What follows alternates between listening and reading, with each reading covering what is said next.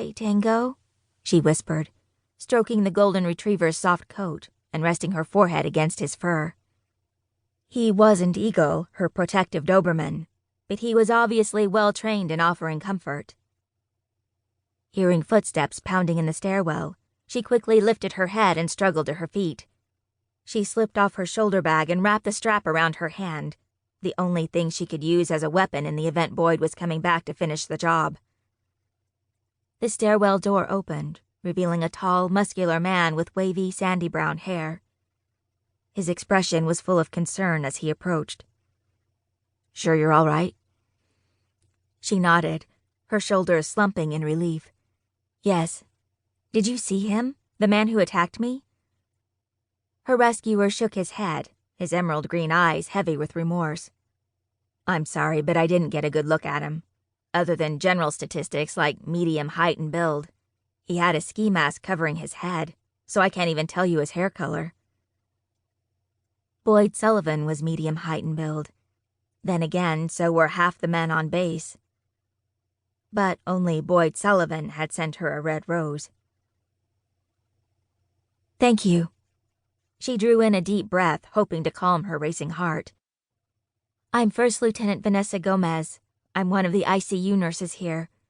I'm not sure what would have happened if you hadn't chosen that moment to come down this hallway." "Captain Isaac Goddard," he said, introducing himself. "I'm glad I was here to help. Do you think this is related to Boyd Sullivan?" Vanessa grimaced, gingerly palpating her tender neck. No doubt she'd have bruises tomorrow. "Unfortunately, yes. I believe my attacker is the Red Rose Killer." "I'm sorry to hear that." Isaac's expression turned grim. "Me too." Although she still didn't understand Boyd's motive for wanting her dead after she'd gone out of her way to help him. "You need to call this into security forces, specifically to my buddy, Captain Blackwood," Isaac said. "There were rumors that Boyd was seen recently on base, but this attack on you proves it." She nodded and dug in her bag for her cell phone. She powered it up, her fingers still trembling from the aftermath of her attack. Vanessa sometimes turned her cell phone off when she was working in the intensive care unit. Obviously, she should have turned it on the moment she left the ICU. Although the attack had been so unexpected, she doubted her phone would have been any help. She shivered and punched in Justin Blackwood's number. She had his contact information from the ad hoc investigative team that had been put together months ago, when Boyd had first sent roses identifying his next targets. As she waited for him to pick up, she marveled at how Tango stood right between her and Isaac, as if willing to protect both of them. Justin didn't answer, so she left him a brief message about her attack and the likelihood that Boyd had found her, and she asked him to return the call. "Call the cops," Isaac said. "They need to take your statement." "I'd prefer to speak directly to Justin." Vanessa glanced up and down the empty hallway. "It's not as if there are any clues here for them to find. He was wearing gloves, so there's no point in dusting for prints." He looked as if he wanted to argue, but asked, "Where are you headed?" "Home."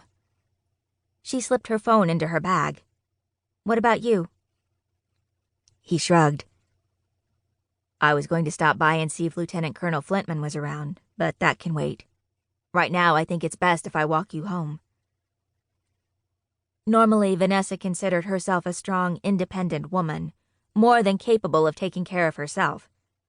She needed to be strong, especially for her younger brother, Aiden, who was having a rough time since returning to base 4 weeks ago after his latest 6-month deployment. But this vicious attack at the hospital, a place she considered her second home and immune to this type of violence, had put a serious dent in her confidence. "I'd appreciate that, thanks." "No problem." Isaac fell into step beside her. Tango stayed at Isaac's left side, and she wondered about the dog's role in Isaac's life. She could guess, considering Isaac had been headed to Lieutenant Colonel Flintman's office. She'd left the doctor a message earlier that afternoon about her concern about Tyraxol. The kindly psychiatrist might have some information related to the medication, so she hoped he